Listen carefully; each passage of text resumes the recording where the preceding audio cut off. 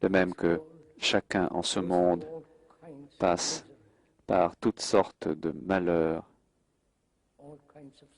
toutes sortes de souffrances, de douleurs, de solitude désespérée.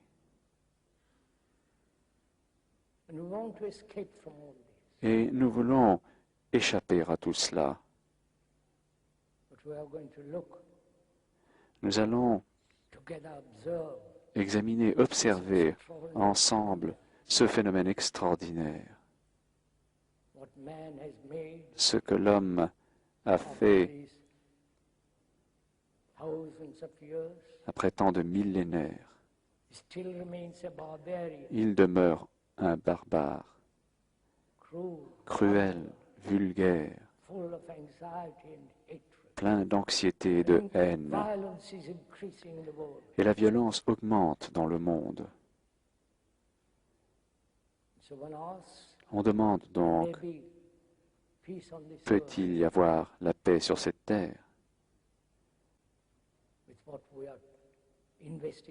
Sur ce que nous sommes en train de rechercher ensemble, il vous incombe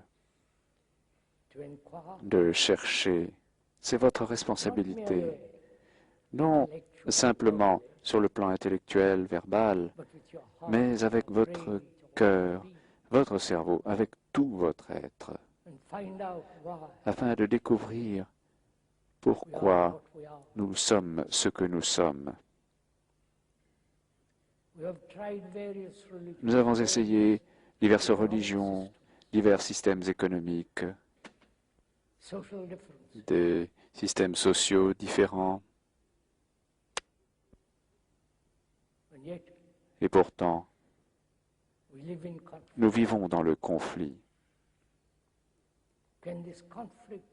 Ce conflit en chacun de nous peut-il prendre fin complètement et non partiellement, non occasionnellement? C'est là une question très sérieuse. Elle exige une réponse sérieuse. Il ne s'agit pas de dire c'est possible ou ce n'est pas possible, mais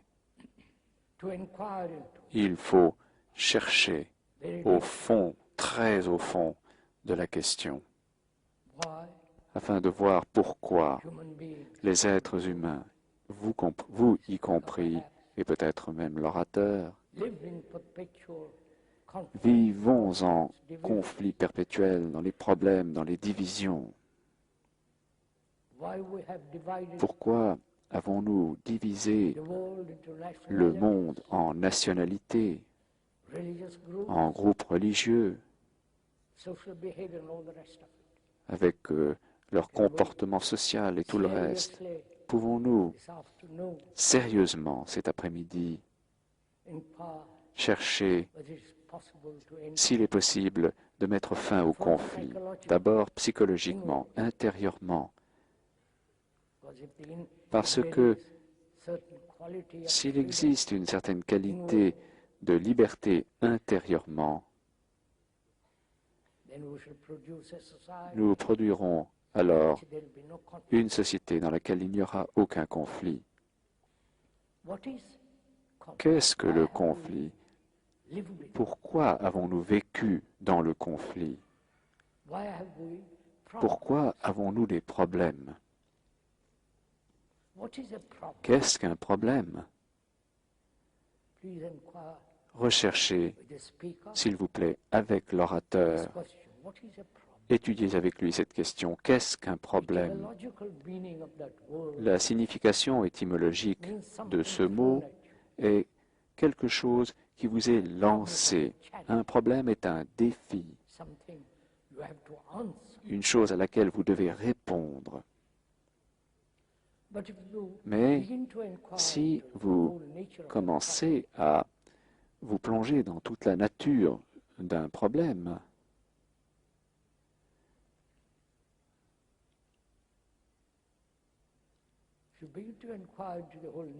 Si vous commencez à vous pencher sur toute la nature d'un problème, qu'il soit le plus intime ou un problème mondial, comme nous l'avons dit, la signification de ce mot étymologiquement est quelque chose qui vous est lancé. Je me demande si nous avons remarqué à propos de cette question de problème que quand vous êtes un enfant, que vous êtes envoyé à l'école, il s'y présente alors le problème de l'écriture, le problème des mathématiques, le problème de l'histoire, de la science, de la chimie et de tout le reste. Donc, depuis l'enfance, nous sommes entraînés à avoir des problèmes. Prenez patience, je vous prie. Regardez la chose attentivement. Ainsi, notre cerveau est conditionné, entraîné, éduqué à avoir des problèmes. Observez cela pour vous-même. Et, je vous prie, ne vous contentez pas d'écouter l'orateur. Donc, depuis l'enfance, nous sommes entraînés, éduqués, conditionnés à avoir des problèmes. Et quand de nouveaux problèmes surgissent, ce qui arrivera inévitablement, notre cerveau étant déjà plein de problèmes, essaye de résoudre un nouveau problème et par là augmente le nombre de problèmes. Et c'est ce qui est en train de se passer dans le monde. Les politiciens partout dans le monde augmentent problème après problème et ils n'ont trouvé aucune réponse. Alors, est-il possible? Écoutez, s'il vous plaît. Est-il possible d'avoir un cerveau libre de problèmes, de sorte que vous puissiez résoudre des problèmes, et non un cerveau encombré de problèmes? Est-ce possible? Également,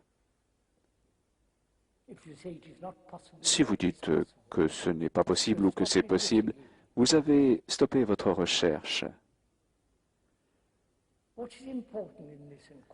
Ce qui est important dans cette recherche, c'est qu'il faut avoir énormément de doutes,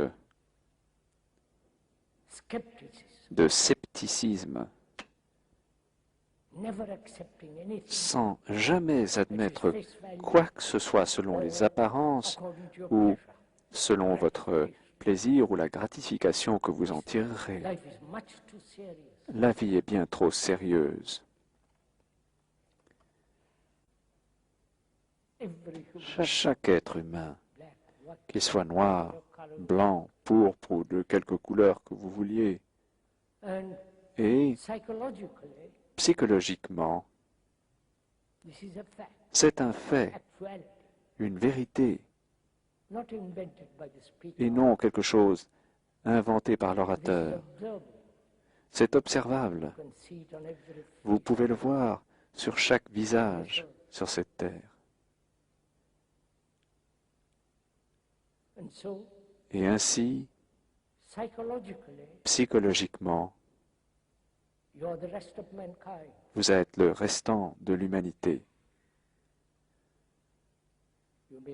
Vous pouvez être grand de taille, petit, noir ou blanc, ou de quelque couleur que ce soit, mais psychologiquement, vous êtes l'humanité. Je vous en prie, comprenez cela, non pas intellectuellement ou idéologiquement ou par hypothèse.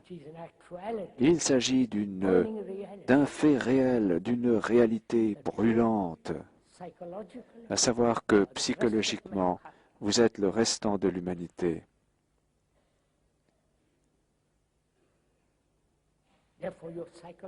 Par conséquent, psychologiquement, vous n'êtes pas des individus.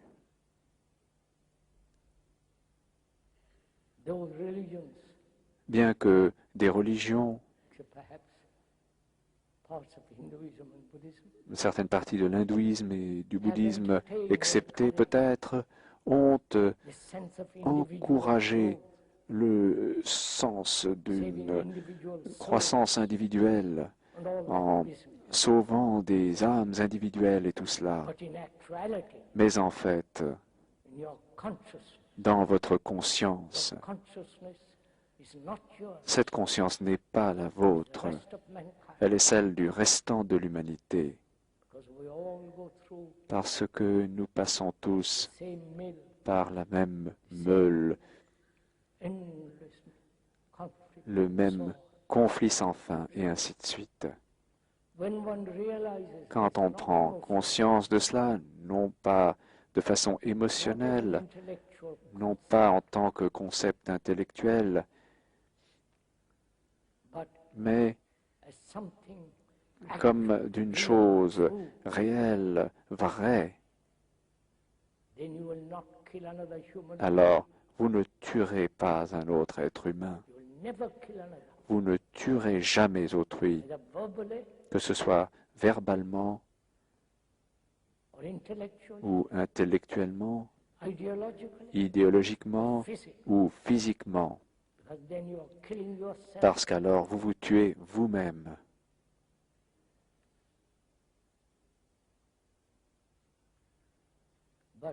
Mais l'individualité a été encouragée partout dans le monde. Chacun luttant pour lui-même, pour son succès, pour son accomplissement, ses réalisations, poursuivant ses désirs et créant le chaos dans le monde. Comprenez cela avec beaucoup d'attention.